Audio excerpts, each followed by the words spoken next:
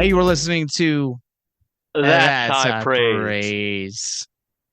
We tried to get it on Oh, target. man. I'm your co-host, Captain Nostalgia. I am your other co-host, VH Zest, and that was the best we have done via video.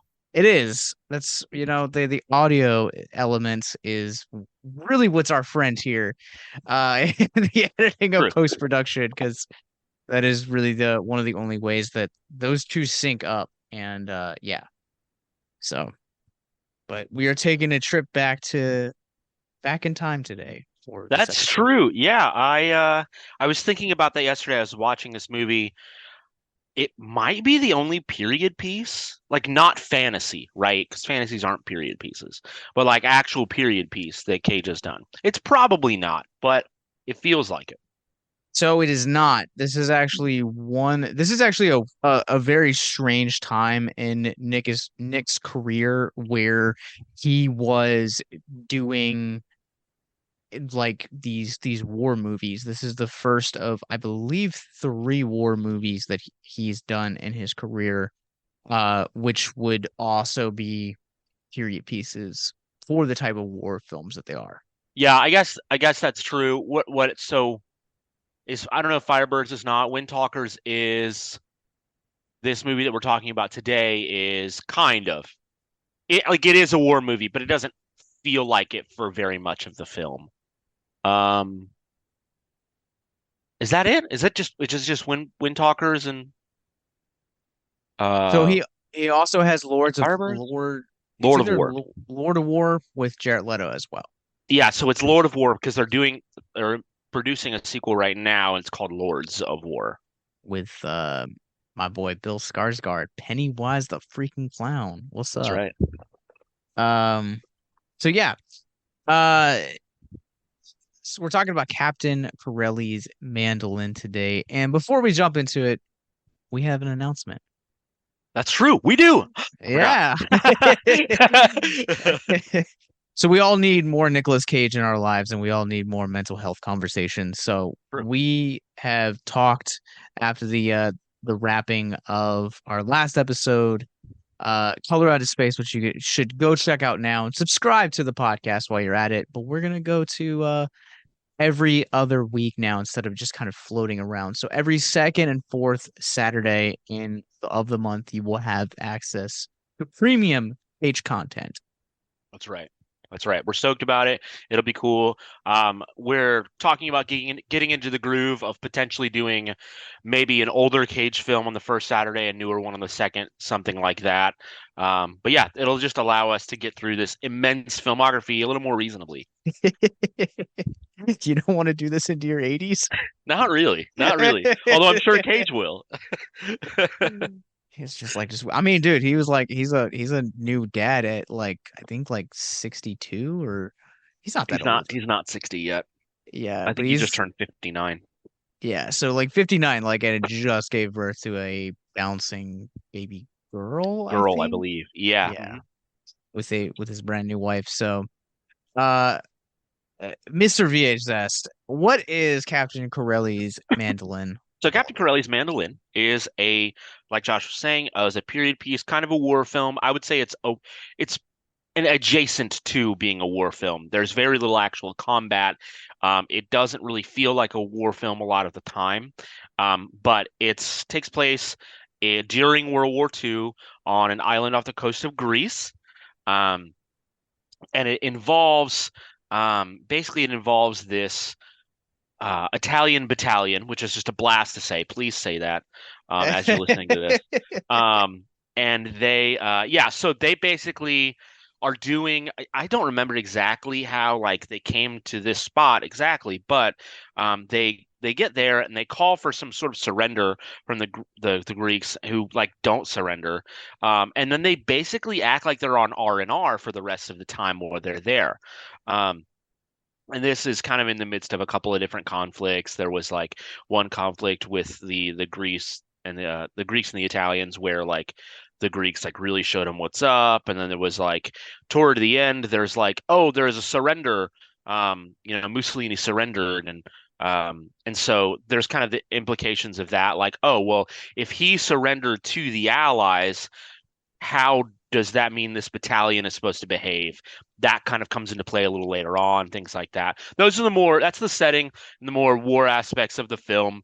But basically, like it follows this Greek doctor, played by John Hurt, and his daughter, played by Penelope Cruz, who is, as far as I know, really not Greek.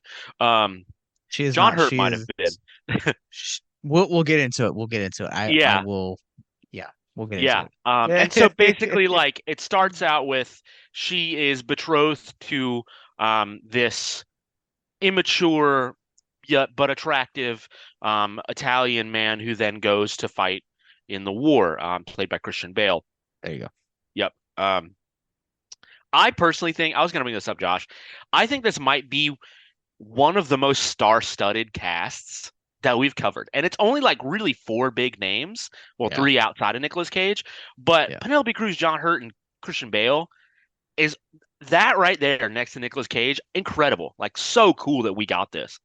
Yeah, John Hurt was really he was already a well-known name at that time. Mhm. Penelope Cruz wasn't the Penelope Cruz we know today.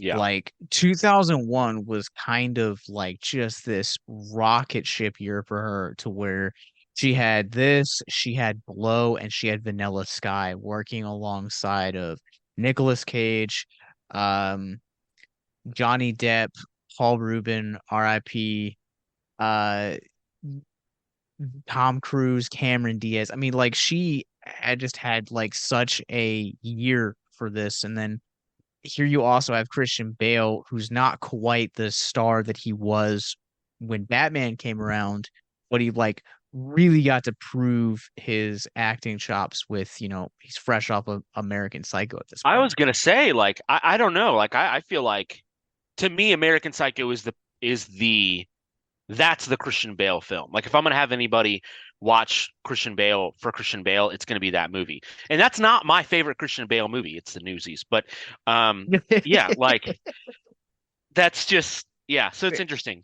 But What you're probably right though because he wasn't a household name at this time, despite no. American Psycho. Yeah, Yeah, like because American Psycho didn't really gain traction until like years later. yeah, And oddly enough, I don't think it was till like 2003 or even 2005 when they were trying to cash in on his success, and so they did an American Psycho 2 that a lot of people don't know exist with Mila Kunis that has nothing to do with the first film.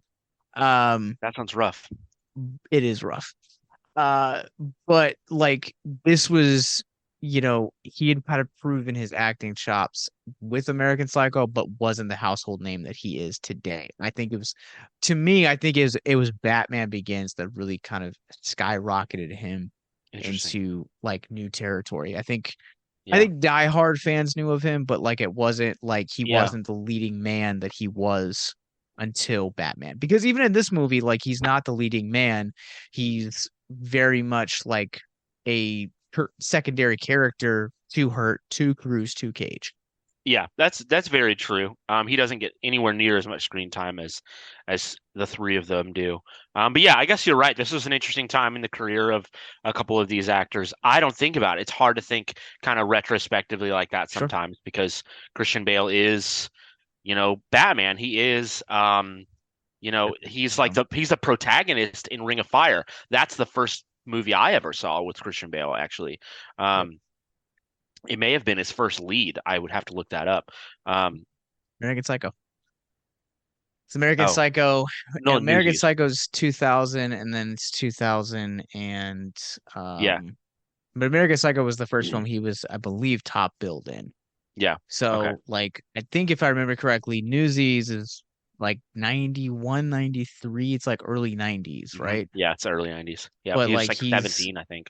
he's like not quite I think he's like third or fourth build in that one, if I remember correctly. Yeah.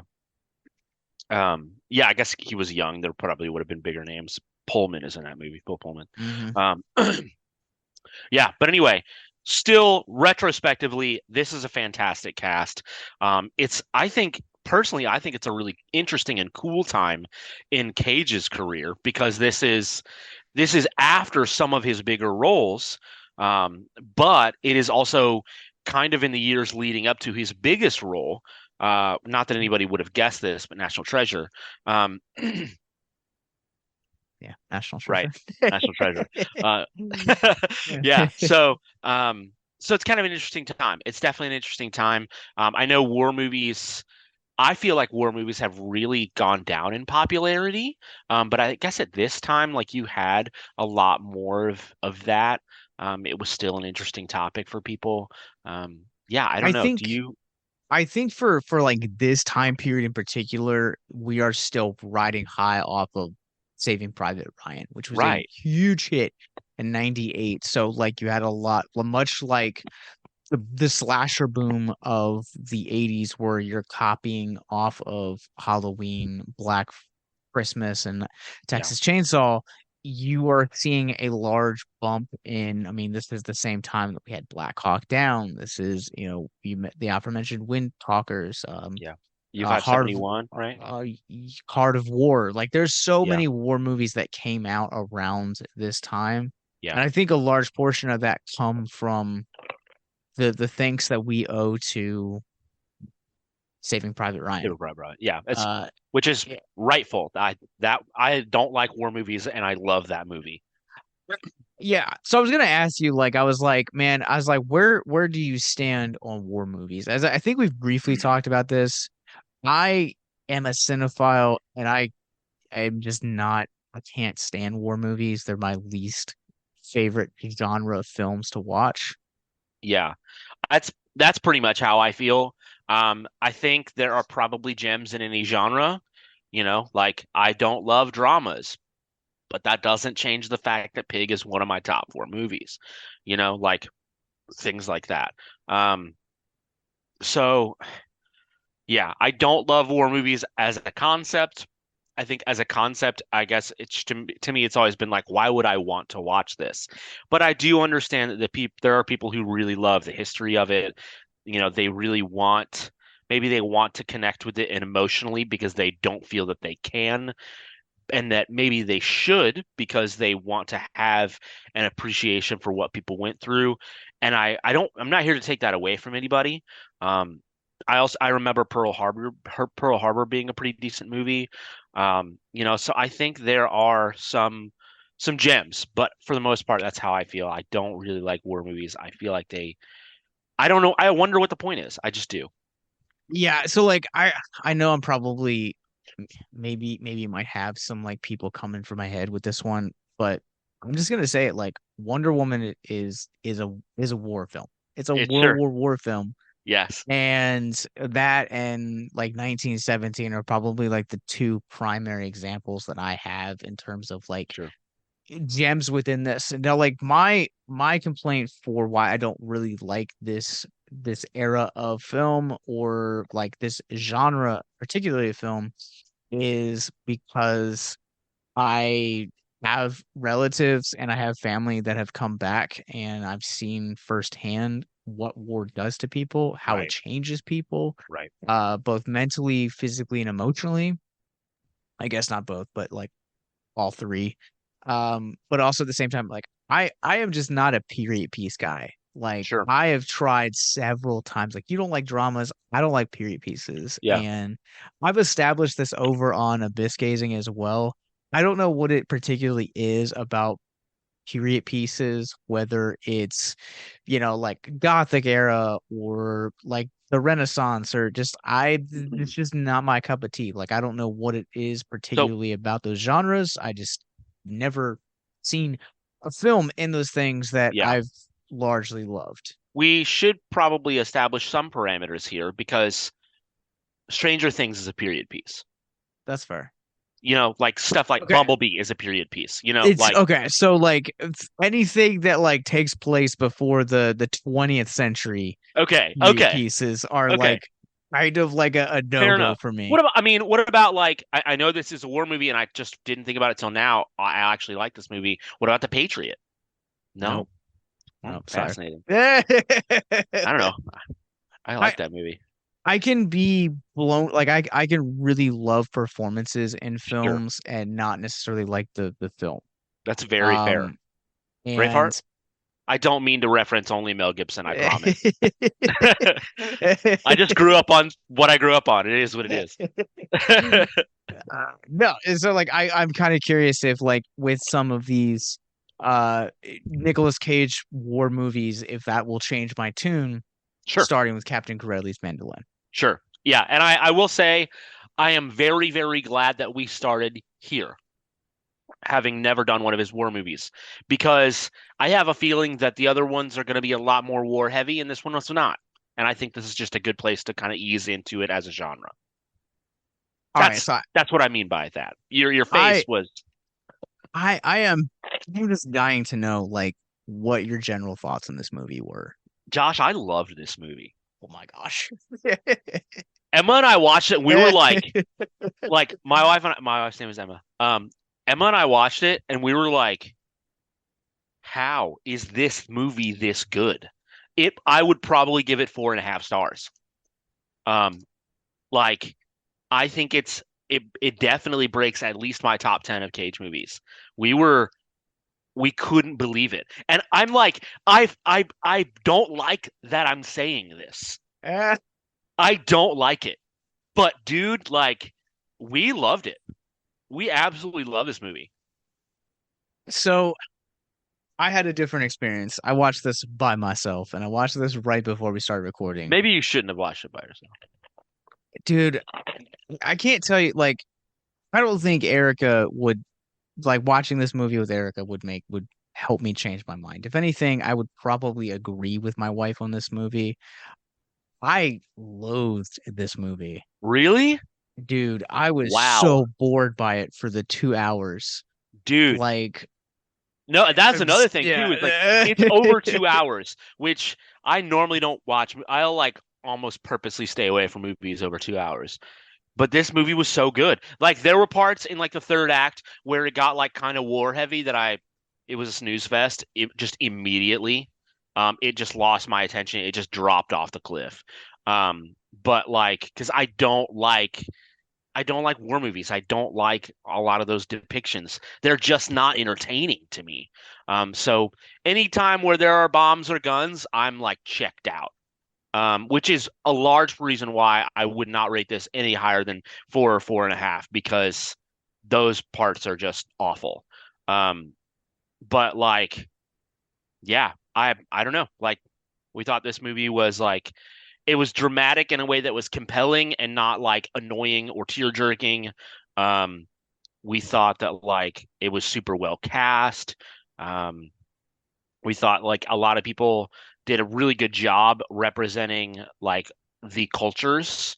Mhm. It was really cool to see Cage actually play an Italian because he is like a very prominent Italian American, and Moonstruck is the only movie he's ever done besides this that I know of where he actually plays an Italian.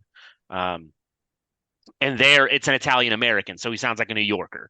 Um, Okay. you know, like Yeah. we should enjoy it. Like I think the accents were one of the biggest things that like really got to me is that like there were like i- with Cage like just as an example like there were definitely like were way that he would like have conversations and you could tell that he had that Italian accent and like it Yeah, worked. And then anytime that he would get like excited or like angry, he would start to lose it. he would start to lose it. And it felt Yeah, like he could never like stay. yeah. And one like so Penelope Cruz, I am like 98% sure is like Spanish. Yeah. And so like her in this movie playing an Italian, like she could never Greek. quite Greek, sorry. She could never quite grasp the language either for me or the accent. It and like it almost kind of reminded me of like Holly Berry in X-Men to where like it depends on like the way that like or the situation of what's happening, but that's the kind of accent that you got. Like it was either like one extreme or the other. Yeah. Yes, she is actually Spanish, like born in Spain, Spanish. Um, Yeah, I mean, I didn't think that the accents and parts were without flaw, for sure. But I was glad that they were not caricaturized.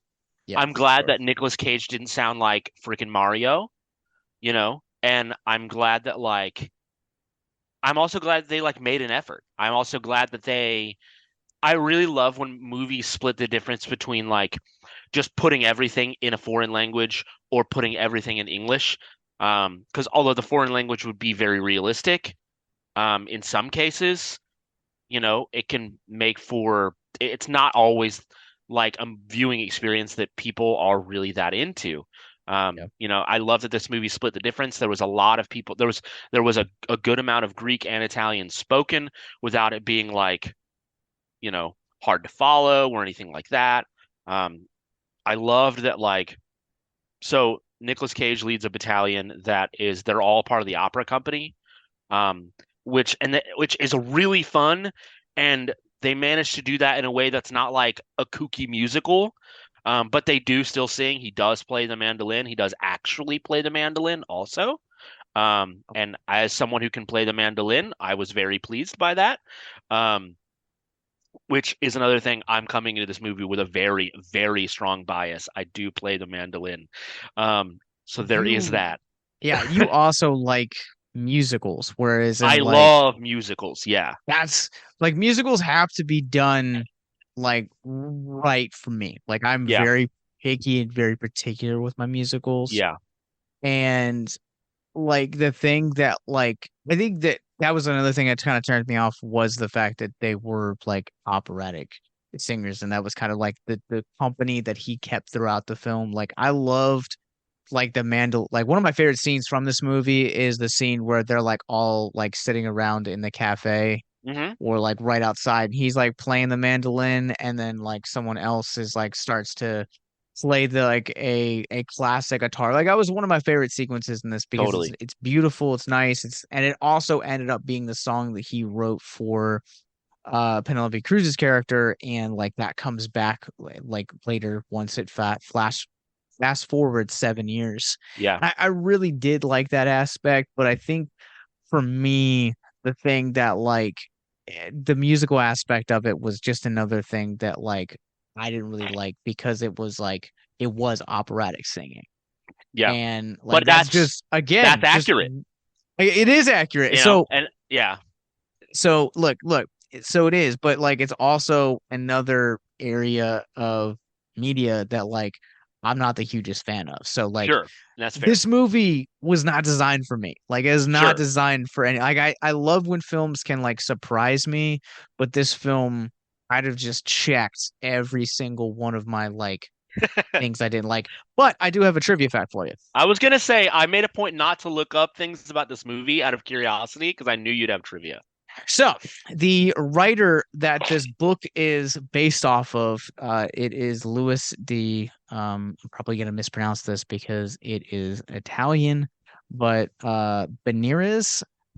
He rewrote this book approximately 35 times to ensure that he had gotten details all told to him by locals to make this as accurate as possible. That's crazy. Yeah. So, That's so cool. and I just want to make sure I got that right, that fact right. So let me, um, so yeah, so he was the novelist of this. This movie was written by John Slovo. So Cool. yeah, Did the novelist have anything to do with the film at all? no, Okay. nope, just a based on uh Fair enough. credit kind of thing. Yeah. I don't even think they put that in the credits. If they did, I missed it. Yeah. I knew this was a based on a book solely by like a quick Google search. Yeah. Um, because I was like looking up like IMDb to prepare for the episode, and Yeah. lo and behold, it is a novel. That's pretty cool. That's pretty cool. It kind of makes me want to read the novel, but I don't know. I don't know if I'd like it because there were enough parts of this movie or there's like one chunk of this movie that I just didn't enjoy at all. If you or someone you know is listening to this podcast right now and you're struggling with suicide, addiction, self-harm, or depression, we encourage you guys to please reach out. This is the heartbeat of why we do what we do. Suicide is currently the 10th leading cause of death in the United States, and as of this recording, there are 132 suicides that take place each and every day on American soil. And when you scale back internationally, there are 800,000 successful suicides. That is one death roughly every 40 seconds. So if you or someone you know is struggling, you guys can go to victimsandvillains.net/hope. That resource is going to be right in the description wherever you guys are currently listening or streaming this. There you'll find resources that include the National Suicide Lifeline, which is 1-800-273-8255. You can also text HELP to 741-741. We also have a plethora of other resources, including churches, getting connected with counselors, LGBT resources like the Trevor Project, and also veteran hotline as well.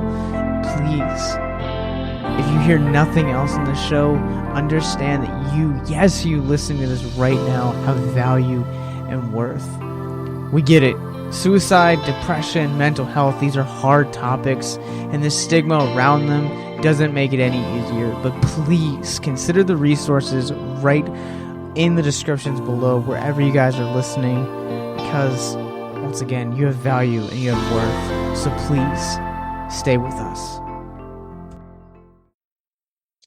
Well, so I think this movie is really interesting to talk about from a mental health perspective, and from some of the things that everything a victim stands for. And the entire concept of victims is that we are taking basically pop culture and using that as a vehicle to discuss mental health. So inviting the familiarity to have these really heavy conversations. Yeah. And the fact that this island that this movie talks about is untouched by war for the majority of not only its existence, but the majority of the movie, I think is kind of a really I think it's a really good kind of metaphor for also how we think about mental health, or depression. We think it's one of those things that can never happen to us until,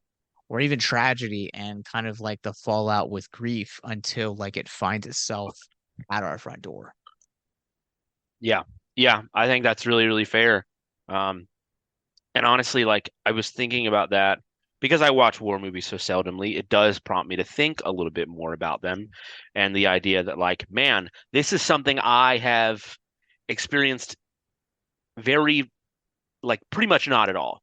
The closest thing most of us, at least around my age bracket, have experienced to anything like this is 9/11, which was one day. Not to diminish its significance at all. That's not my point here. But that was one thing that happened on one day within our lives. It wasn't multiple days or weeks or months of reports and fighting and X, Y, and Z. Especially on any sort of home front, none of us have really had that. And that I thought was very, very interesting. And I thought there's a lot of this movie that really, you're right. This is kind of an untouched island, and you think that Penelope-Cruz's character gets engaged to, I don't remember anybody's name in this movie besides Captain Corelli. All right, so bear with us. All the names are foreign. Antonio Corelli. That's right. Yeah. Dr. Enos. But that's right. She gets engaged to Bale's character. Yep. And then he goes off to war, and she writes him 100 times, and he never ever responds. And it's just, war does not come to their island while she's writing, but nevertheless, it has a profound impact on her, because this is apparently the love of her life, and he might as well be dead because he's not responding. And then after that 100th letter or so is when the Italians come in, and that's when Nicolas Cage spots her, and there's kind of that love interest there. And it kind of goes on from there, and the fiance comes back, and Yeah, but Well, I find that good. I was gonna say, I think like, one of the things he brought up like 9/11 for our generation, like this was like not to like you said, like not to diminish it, not to say that like I don't know tragedy because I think tragedy looks Sure. differently in our generation than it does for like the World War II generation. Because there is a scene in this movie where Dr. Enos at the end of the movie is writing and Antonio, and he's like talking about how like this was the war to end all wars. Yeah. And that's what that's what we thought about World War One. There's a lot of historians that, said that same exact thing. And then you also have that about the historians that do World War Two. Yeah. That it was literally the war to end all wars. Yeah. And I think, I think also to your point about Cruz's character, like she had it affect us. She had it affect her when Bale ended up going off to war Yeah. and kind of got to see like that fear and that anxiety that I think there's like one of the like watching, I don't know how it was for you, but like watching it for me, I think that sometimes I watching war movies reminds me that there is like a genuine cost and sacrifice Yeah. for freedom. Totally. And that's something that I think we all take for granted, like literally every day. Like Yeah. we don't have that fear and that worry that we see Cruz go through at the beginning of the movie when Bale gets deployed. Yeah. I love that this movie, because I don't know if I can think of another war movie that doesn't have to do with America. And I love that this movie mentions America, but like it's not about World War II from the perspective of any Americans. And I love that it kind of shows that glimpse that like, yo, it's called World War for a reason. It affected everybody and affected everybody in some of the same and some very different ways. And some of the parts of the movie that really impacted me and just prompted me to really think were like, you said his name, John Hurt's character, um, Dr. Enos. Dr. Enos. Yeah. So like he is a medical doctor, and he's trying to help people. Like that's his desire. Even with the Italians, and they're like, standoffish because the Italians, Mussolini is, like Hitler's puppet. So, they don't really want anything to do with him. But when he finds out that one of the Italians is hurt, the first thing he wants to do is help him. Yep. And then it's fascinating. So, which is just a great character. He's the best character, by the way. John Hurt's character is the best character in the film. Um, Agreed. yeah, the best, easily. And I just found it fascinating that like anytime he would need like, oh, I can do this, but I need this, this, this, and this. And then you see him at one point like going to the Italians for supplies, and they're like, we have this and this. Take it, but we don't have anything else.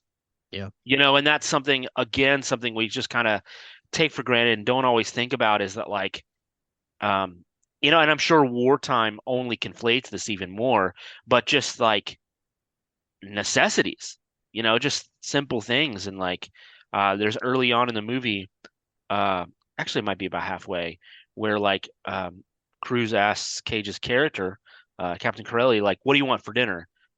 Not that there are options, but what if there were, and that kind of brings it around once again, the same idea that like, they have, but they don't have, and they have to just Yeah. make do. And that's a reality that we don't really face. Yeah, especially like I think that's like such a Western philosophy is like you literally I can go out to my car, like turn a number of different ways, and like I can have like pretty much anything I want. If I want to go see a movie, I can go see a movie. I can drive to like 8 or 9 different locations and have 8 or 9 different experiences. If I Yep. want pizza, or there's multiple options for that. If I want authentic Mexican, there's options for that. If I want Italian, if I want to go see NASCAR, there's so many Totally. different Yeah. options. We live near the speedway, so Yeah. um but like and I don't really think you have that in any other culture, but like also we live in a time period where you can literally have anything you want at at your fingertips. Yeah. So if you want to hear a song, you have Spotify, Apple Music, YouTube, Pandora. Like there's so many different things. If you want to listen to a podcast on Nicolas Cage, there's this one. There's Yep. Cage Rage. There's so many other ones. If you want horror, there's Abyss Gazing. There's just Last podcast on the left. last Yeah. podcast on the left. Like Yeah. there's so many like options that you have if you want to watch a movie. Like you have it available at the touch of a button now. If you want to watch a trailer for an older movie or a classic scene, or there's so many different things. Or you have an answer to you want your question answered, or just whatever the circumstances. Like we live in this era where a lot of the making do concept seems so foreign to us. Yeah. Yeah. And like I was reading a story the other day, and that like the book talks about like famine, and I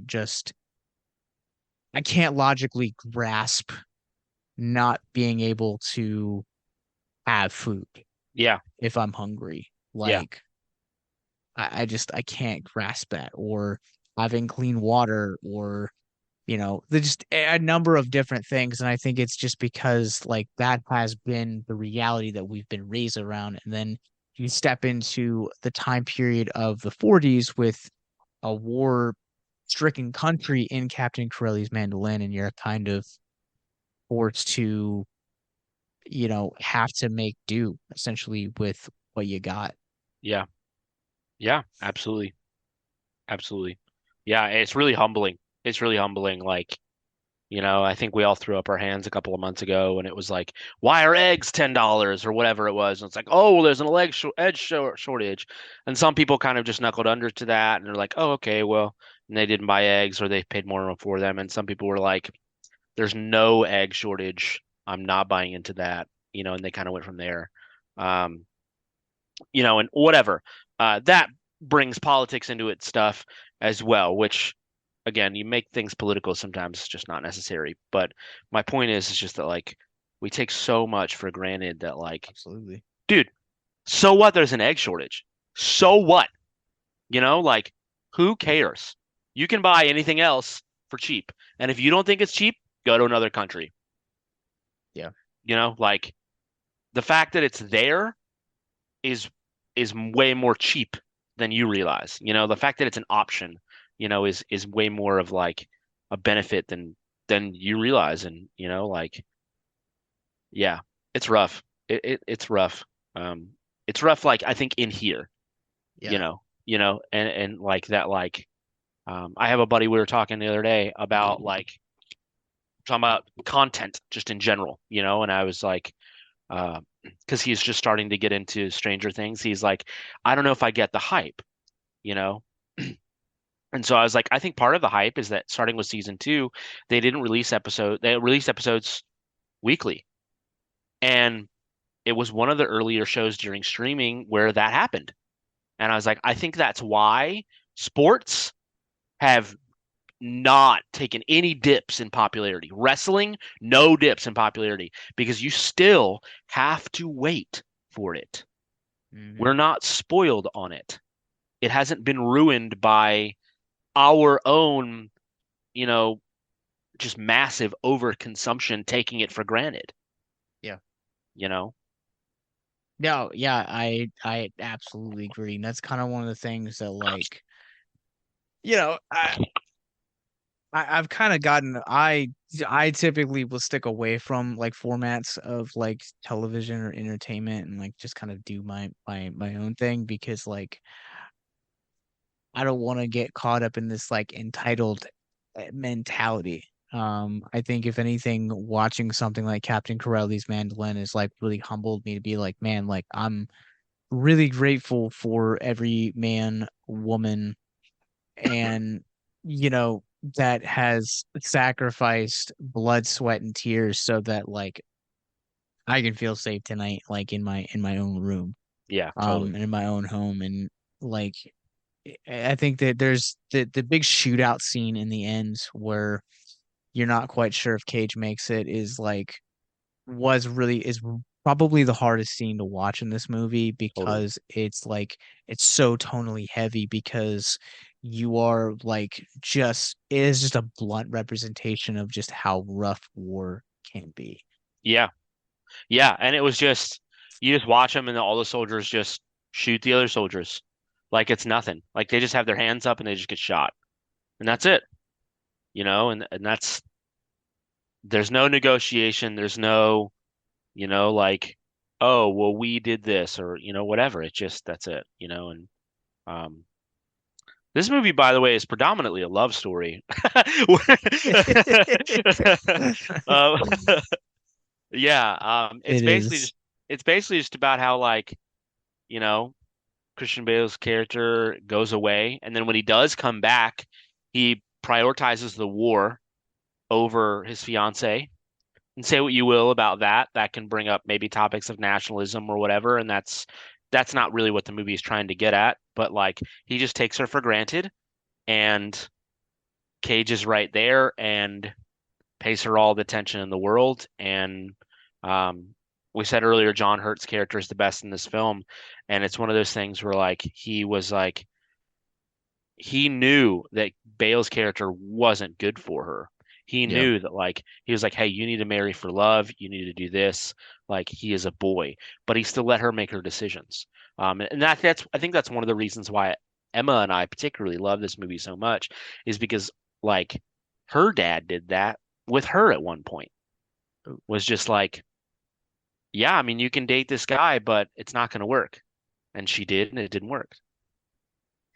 And Yeah, it was amazing. I think the scene that like really like cemented that fact for me was where they were dancing and like it was right before Bale goes off to war, but like he invites Yes. Cruz to it and like she just kind of like the chair like sticks to her dress or Yeah. gets I stuck and he just like laughs and laughed. like doesn't Yeah. like and, like you could see like that she was embarrassed, she was hurt and like John, Dr. Enos's character was just really pissed. Yeah. And like I also think that like this is it's like such a reminder that like for as much as like the internet likes to joke about it, like treat your significant other right, treat your partner with respect Yeah. because if you Absolutely. don't, there is someone out there that I will will.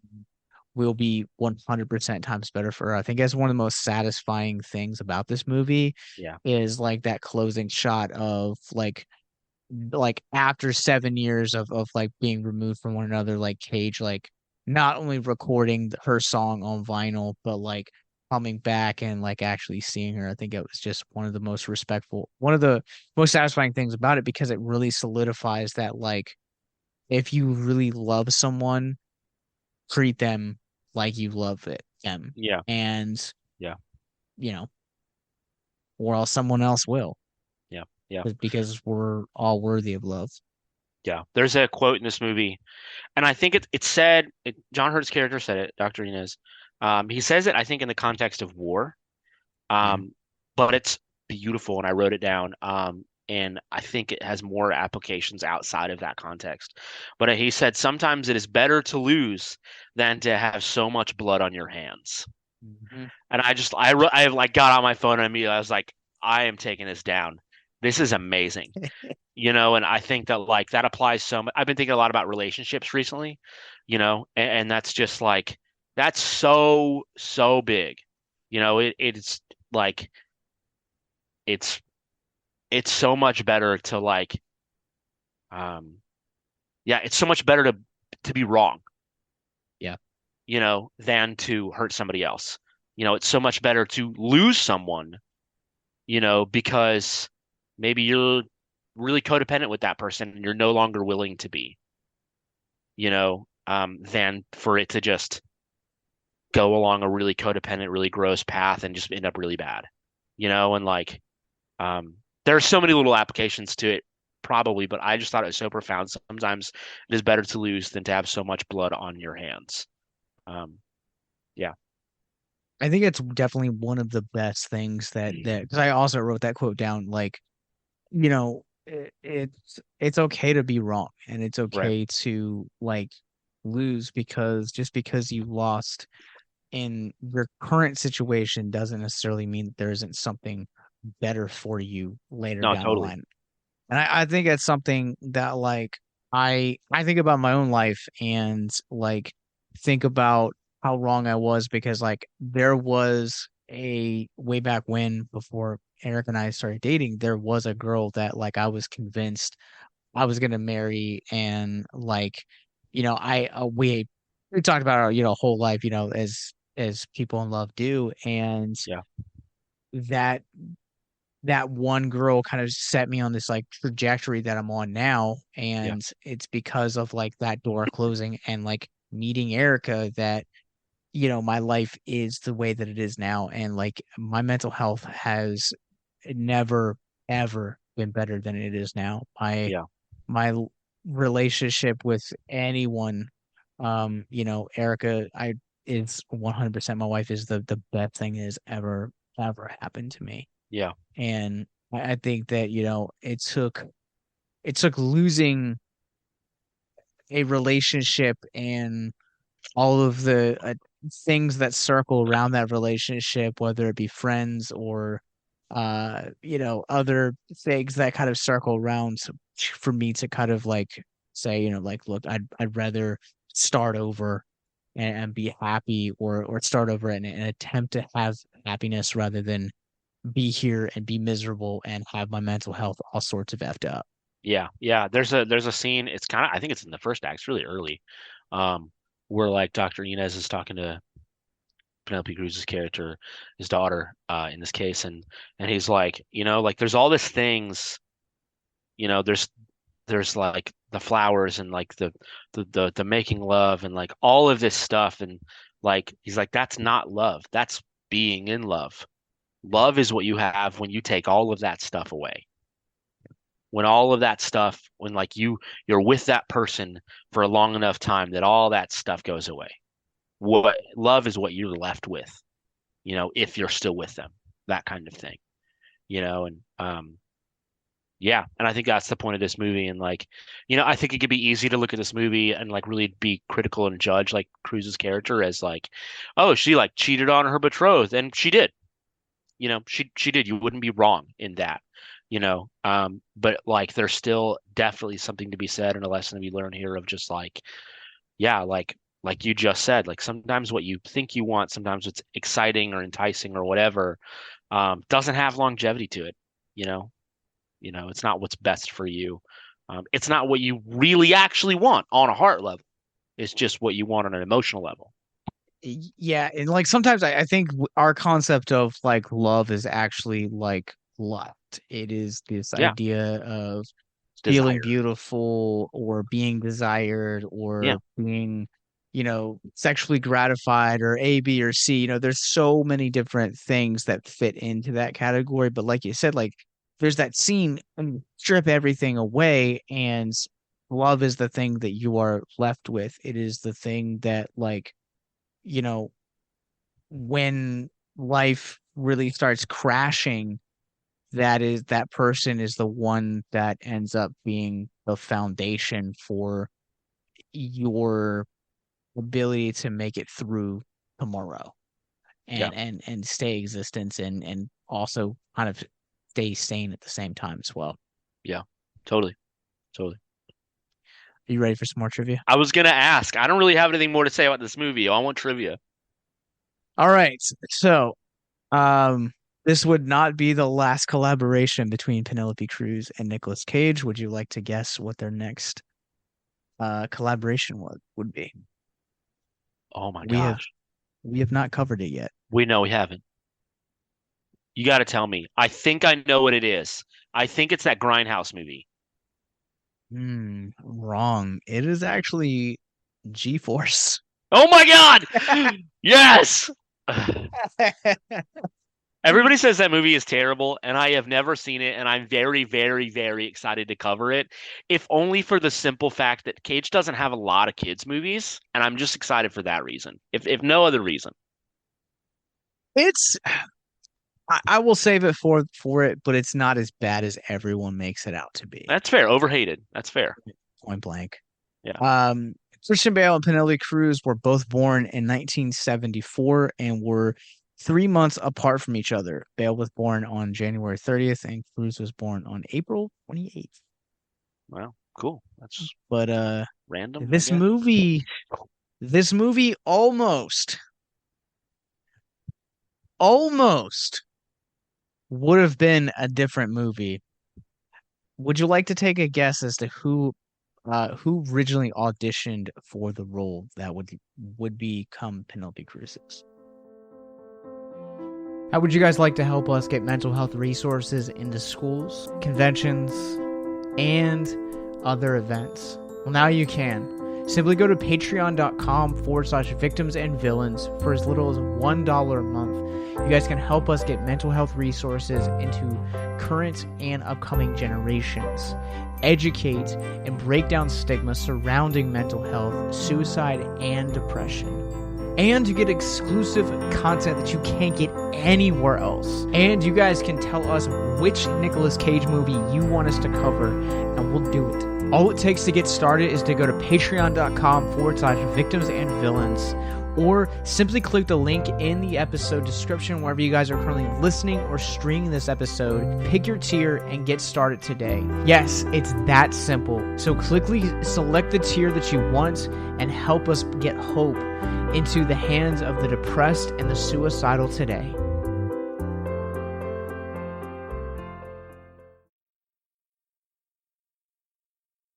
Sarah Michelle Gellar. I don't know, dude. Katie Holmes. Katie Holmes. This movie would have been, which is kind of ironic that she would go on to do Batman Begins Yeah.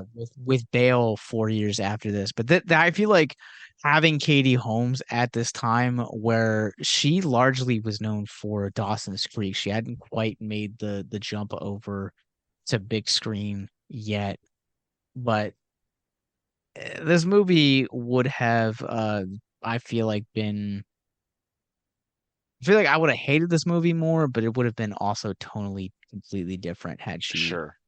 been in this movie, because I just don't feel like she has the capacity as a lot of their other actors. Like, one of these trivia facts mentions the fact that, like, this isn't an Oscar caliber film where you have Nicolas Cage, Christian Bale, John Hurt, and Penelope Cruz, and taking out Penelope Cruz and putting in Katie Holmes just feels like such an awkward Yeah. decline in what is a really actually compelling story. Yeah. Totally. Totally. So this movie originally was going to be directed by Roger Michell, and this was actually going to be his follow-up to his 1999 breakout hit Notting Hill, but he actually suffered a heart attack before coming into the completion of this, because he dropped out to recover. Dang. And that is when John Madden stepped in to replace him as well. Cool. Yeah, I That have really is no problem. I don't think I had a uh, problem with like the direction of this movie or anything like that. so here's actually something really cool. So when Madden took over to actually replace for him, um, he drew him a um he had actually drawn him thrown in a little Easter egg in Notting Hill. So in Notting Hill, Hugh Grant is actually reading the novelization of Captain Corellis-Mandolin in one scene. Wow. That's very cool. The more you know. Yeah, that's So, so cool. is there anything else you would like to talk about with this movie? I don't think so. Yeah, I don't think so. I think the trivia has been okay. The trivia has been very okay. But yeah, I don't know. I like I said, I like this movie. I know we're gonna do the last segment, but yeah, I don't have any more to say. I don't either.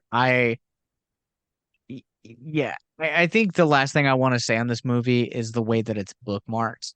So the film is bookmarked by John Hurt's character actually like writing and he like says something to the extent of like, if you see a wounded man, like stop to help him. And I think that's like such a remarkable thing to hear these days is just to it's like a firm reminder to be excellent to one another, to Be quote excellent to one another. That's right. another movie. Um, because yeah, I think this movie, you never know what someone else is going through, and Yeah. so. Yeah, totally. All right, Micah.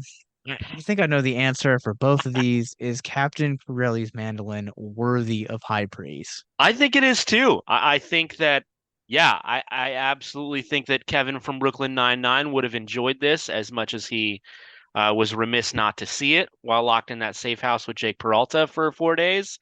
And I think that like my wife and I really enjoyed it.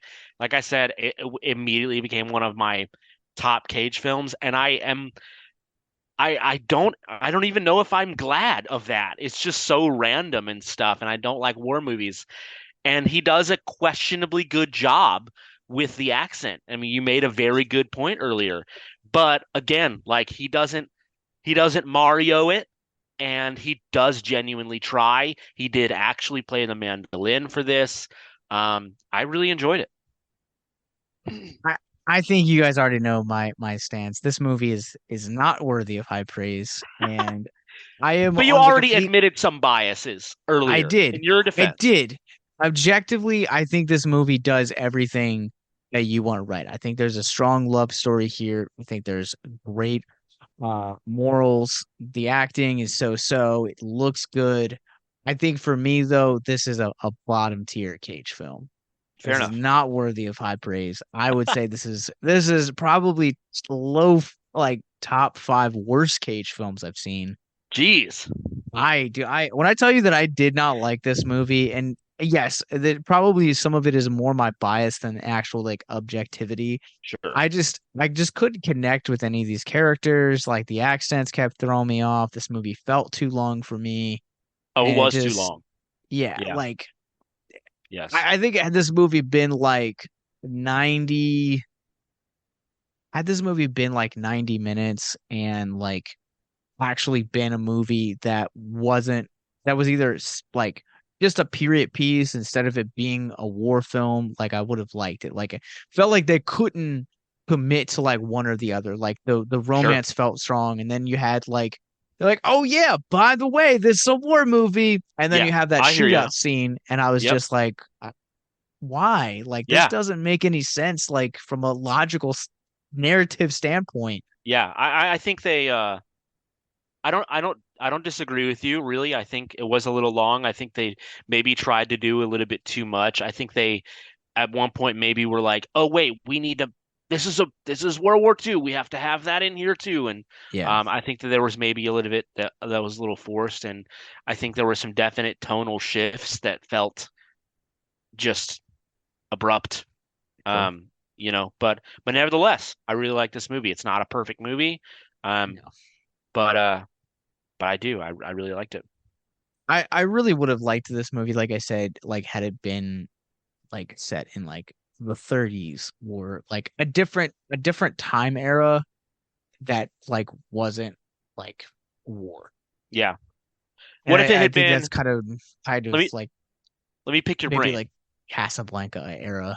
Sure. Let me pick your brain a little bit. Like, what if we take out all the actual action, like all the war Okay. stuff? Okay, It's okay, still at okay. wartime. It still deals with the characters that it was, but they leaned in and actually made it a musical.